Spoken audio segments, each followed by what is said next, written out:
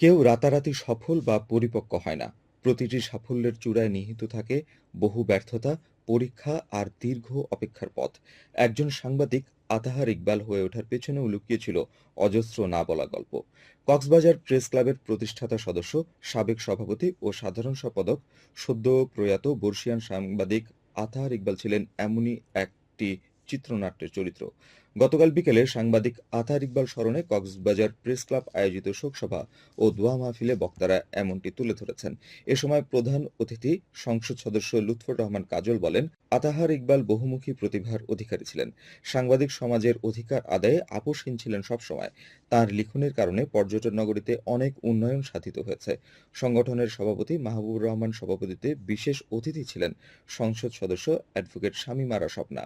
এ সময় প্রতিষ্ঠাতা সদস্য ও সাবেক সভাপতি বদিউল আলম, এস এম আমিনুল হক চৌধুরী, সাংবাদিক ইউনিয়ন কক্সবাজারের সভাপতি নুরুল ইসলাম হেলালী, সাবেক সভাপতি সাংবাদিক মোহাম্মদ নুরুল ইসলাম, প্রবীণ সাংবাদিক রুহুল কাদের বাবুল, জেলা যুব দলের সভাপতি সৈয়দ আহমদ উজ্জ্বল সহ অন্যান্যরা বক্তব্য রাখেন।